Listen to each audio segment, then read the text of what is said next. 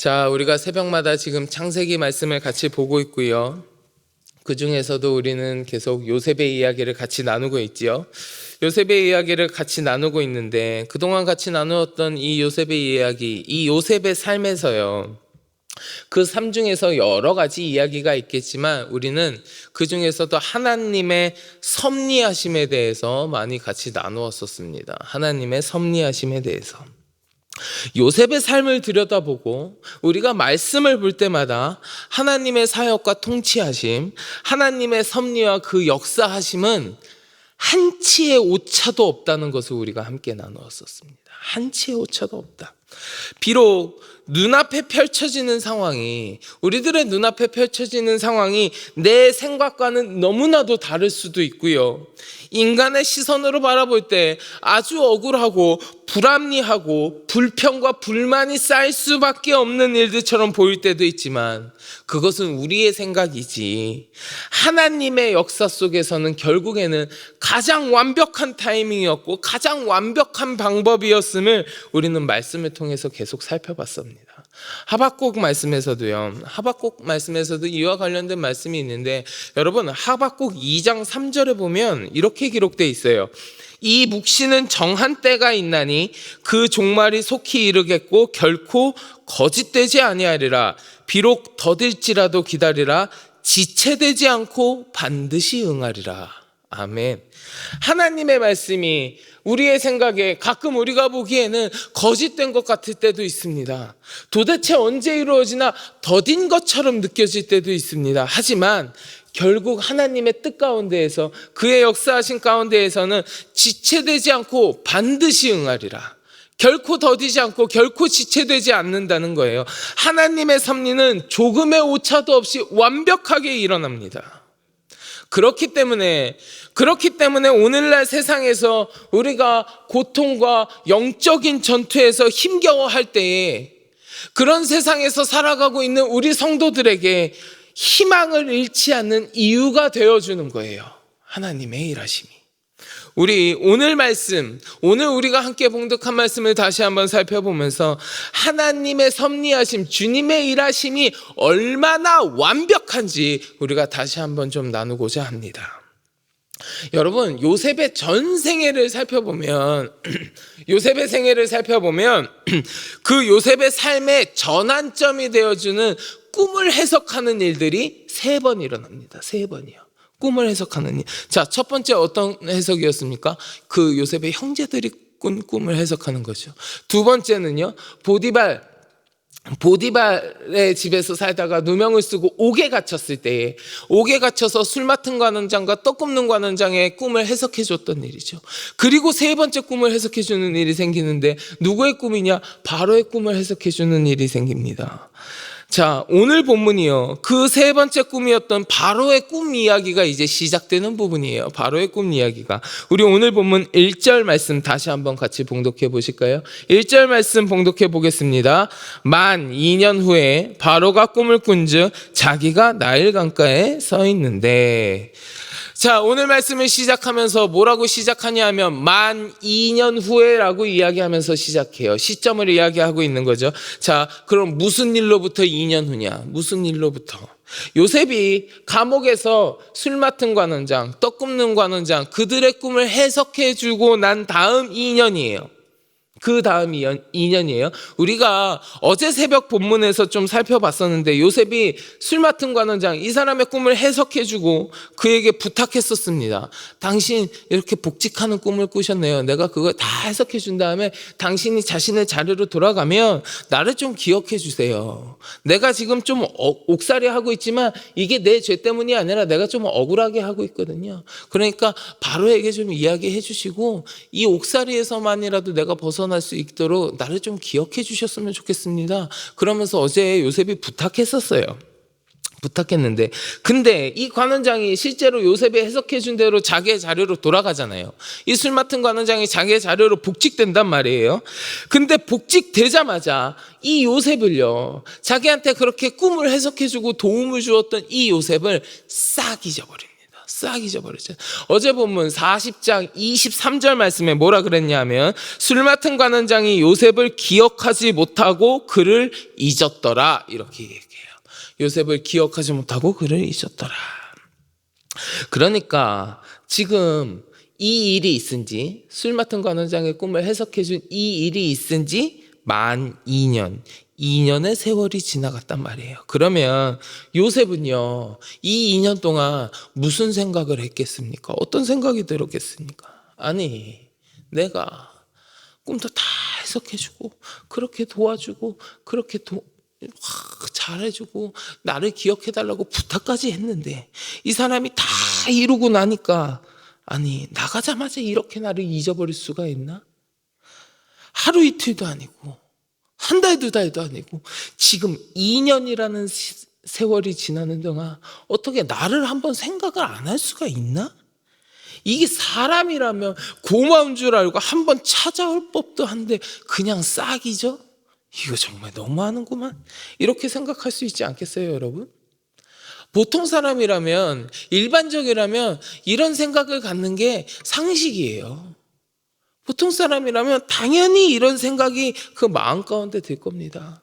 하루 이틀 기다렸나요? 아니잖아요. 2년이라는 시간이 지났다 그랬잖아요. 2년이에요. 여러분 2년이면요 결코 짧은 시간이 아닙니다. 우리의 자녀들 군대 갔다가 제대까지 하는 시간이에요. 그래서 군인들 2년 체육 복무 안 하거든요. 2년 짧지 않은 시간입니다. 근데 그 2년도요, 무슨 어디 좋은 환경에서 잘 지내고 잘 먹고 잘 살고 막 잘 쉬고 그런 2년인가요? 아니에요. 감옥에서의 2년이에요. 감옥에서요. 물론 일반적인 감옥보다 조금 그래도 환경이 괜찮은 왕의 감옥이라고는 하지만 그래도 감옥은 감옥이에요. 감옥에서의 2년이라는 세월이란 말입니다. 그러니까요, 결코 짧지 않은 시간이었고요. 이 시간은 요셉에게 고통스럽기도 하고 또 실망스럽기도 한 그런 시간이었을 겁니다. 하나님이 역사해 주셔서 그 관원장의 꿈을 내가 해석해 주고 그 사람이 실제로 잘 돼가지고 이제 그로 말미암아서 나의 억울함이 좀 풀어지지 않을까 기대도 했을 텐데, 이 감옥에서 내가 이제는 나갈 수 있지 않을까 기대도 했을 텐데, 그런 기대가 여지없이 무너지게 만드는 2년의 시간이었다라는 거예요. 요셉의 입장에서 생각하면 그 2년이라는 시간은 정말 실망스럽고 고통스러운 시간이었을 겁니다. 그런데 하나님의 일하심 가운데, 하나님의 역사하심 가운데 그 2년은 반드시 필요한 시간이었어요. 요셉의 입장에서는 억울할 수도 있지만 하나님의 일하신 가운데에서 그 2년은 꼭 필요한 시간이었습니다. 주의 뜻과 계획을 위하여서 2년의 시간을 기다리게 하신 거예요. 하나님께서 그 2년의 시간에 기다림이 필요했기에 그렇게 만드신 거라고요. 왜냐하면 2년 후에 어떤 일이 벌어집니까, 여러분? 바로가 꿈을 꿔요. 2년 후에 바로가 꿈을 꾸었는데 그 주위에 모든 사람들이 다 동원하였지만 아무도 그 꿈을 해석하지 못하고 바로가 그 꿈 때문에 번민하는 일이 딱 2년 후에 벌어지는 거예요. 오늘 본문 8절 같이 보실래요? 8절 말씀 같이 봉독해 보겠습니다.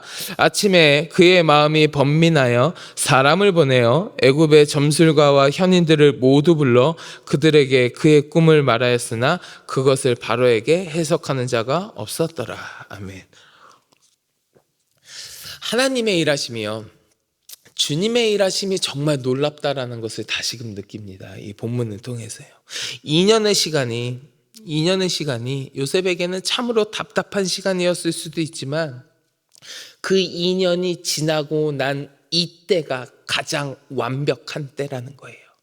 이 때가 하나님의 때라는 거예요. 그 완벽한 때가, 그 하나님의 때가 이르니까 주님 어떻게 하십니까? 바로에게 꿈을 꾸게 하시죠. 그리고 이 꿈을 꾼 바로가 그 꿈을 해석하는 문제 때문에 번민하게 만드십니다.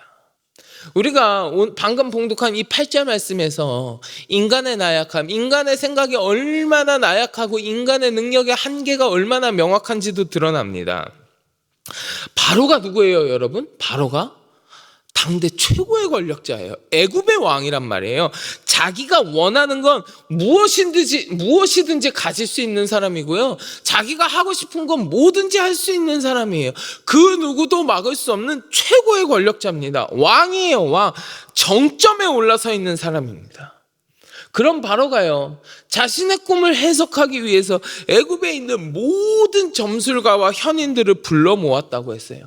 근데 그 정점에 있는 왕이 불러 모으는 점술가와 현인들이었으니까 그 사람들도요, 그 점술가와 현인들도 보통 사람들은 아니었을 거예요. 그 애굽 사회에서, 그 나라 가운데에서 사람들한테 사회에서 인정받고, 그래도 점술가니까 뭐 어디 가서 용하다는 말 한 번은 들어봤던 그런 사람들일 거예요. 현인들이라고 그랬으니까 이 사람 진짜 아는 거 많다, 이 사람 정말 지혜로운 사람이다, 그렇게 막 추앙받고 그런 소문 짜잔, 그런 사람들이었을 거예요. 그런 사람들을 애굽이 다 불러 모았어요. 그리고 자기 꿈을 이야기해서 해석하라고 했습니다. 근데 그렇게 난다긴다 하는 사람들 다 불러 모아놓고 꿈을 해석해보라 그랬지만 아무도 못했잖아요. 단 한 명도 그 꿈을 해석하지 못했습니다. 아무리 난다긴다 하는 사람들 다 모여도 하나님의 뜻을 올바로 파악할 수 있는 사람이 한 명도 없었다는 거예요. 아무리 똑똑하고 권력이 있다 그래도 인간은 하나님 앞에서 한낱 미미한 존재라는 것을 드러내는 겁니다. 그런데 이때 하나님은 그 술 맡은 관원장에게 2년 만에 요셉이 딱 생각나게 만드신 거예요. 분명히 어제 본문에서 이 관원장이 요셉을 싹 잊었다 그랬거든요. 요셉을 잊어버렸다 그랬거든요. 그리고 2년 동안 한마디 이런 방구도 없이 잊고 있었는데 이 순간이 딱 이르니까 하나님께서 이 술 맡은 관원장에게 요셉이 딱 생각나게 하십니다. 우리 오늘 본문 12절과 13절 같이 보실래요? 12절과 13절 함께 봉독합니다. 그곳에 친위대장의 종된 히브리 청년이 우리와 함께 있기로 우리가 그에게 말하매 그가 우리의 꿈을 풀되 그 꿈대로 각 사람에게 해석하더니 그 해석한 대로 되어 나는 복직되고 그는 매달렸나이다. 왕이시여, 내가 옥에 갇혔을 때 우리의 꿈을 해석해 준 청년이 있었는데 그 청년이 해석해 준 대로 다 이루어졌습니다 하면서 이 술 맡은 관원장이 요셉을 딱 떠올리고 바로에게 이야기하는 거예요. 그래서 바로가 그 꿈을 해석하기 위해서 요셉을 불러들이게 되잖아요. 자, 그런데 여러분 한번 생각해 보세요. 당대 최고의 강대국이었어요. 엄청난 권력을 가지고 있던 애굽 왕 바로였어요. 그가 그 나라에서 정말 난다긴다 하는 모든 점술가와 현인들을 다 불러 모았는데 아무도 해석하지 못했습니다. 그래서 번민하고 있는 와중에 그러면 내 꿈을, 이 사람들도 아무도 못했지만 내 꿈을 좀 해석해달라고 이제 또다시 도움을 청하는 사람이 어떤 사람입니까? 요셉이라는 인물이 애굽의 입장에서 어떤 사람이에요? 애굽의 입장에서는 요셉은 이방인입니다. 지금 옥에 갇혀있는 죄수예요. 애굽에서의 요셉의 신분이 뭐예요? 노예예요. 죄수고 노예고 이방인인 자를 부르는 거예요. 자기 꿈 좀 해석해달라고. 그 잘 나가는 사람들 아무도 못했는데 죄수한테 가서 부탁하는 거예요. 노예한테 가서 부탁하는 거예요. 자기 꿈 해석해달라고요. 이거 굉장히 자존심 상하는 일일 수도 있습니다. 엄청 자존심 상하는 일이었을 거예요. 그렇잖아요. 그 난다긴다 하는 사람들, 그 훌륭한다고 하는 사람들, 그 점술가들, 그 현이들 아무도 못했는데 노예이고 죄수인 사람한테 도움을 구한다? 왕의 꿈을 해석해달라고 도움을 구한다? 이거 보통 자존심 구기는 일이 아니었을 겁니다. 근데 하나님은 그 모든 일이 일어나게 하시잖아요. 만약에 이 술 맡은 관원장이요, 지금이 아니라 2년 전에 자기가 자기의 자료로 복직한 다음에 요셉을 계속 기억하고 그의 말대로 했었다면 어떻게 됐을까요? 요셉은 지금 그 관원장으로 인해서 2년 전에 감옥에서 풀려났을지도 모릅니다. 그리고 그의 고향 땅으로 돌아갔을지도 몰라요. 풀려나가지고 요셉이 고향 땅으로 2년 전에 돌아갔으면 이 이후에 우리가 잘 알고 있었던 것처럼 요셉이 바로의 꿈을 해석하고 애굽의 총리가 되고 이스라엘 백성들을 구원하는 하나님의 계획을 이룬다? 이 모든 것들은 일어나지 않았을 수도 있습니다. 술 맡은 관원장이 요셉을 잊어버린 그 2년의 시간이 사람의 생각으로는 야속한 시간인 것 같지만 하나님의 계획 안에서는 가장 완벽한 때였다라는 겁니다. 감옥에 갇혀서 자유롭지 못한 신분으로 하나님의 계획을 이루어갈 수 있는 방법이 없는 것처럼 보이기도 하지만 하나님은 바로에게 꿈을 꾸게 하시고 그것을 해석하는 자로 불리움받게 하시는 가장 완벽한 방법으로 역사하셨다는 거예요. 이처럼 여러분, 하나님의 방법, 하나님의 때는 우리의 생각과는 다를 수 있지만 가장 완벽합니다. 주께서 하시는 일이 가장 완벽합니다. 사랑하는 성도 여러분, 우리 하나님께서, 우리 주님의 일하심이, 우리의 삶 가운데 하나님의 섭리하심과 그 역사하심이 우리의 시각으로, 내 생각으로, 내 상식으로는 이해되지 않을 때도 많이 있습니다. 받아들이기 어려울 때도 있고요, 심지어는 매우 나를 억울하게 만들 때도 있습니다.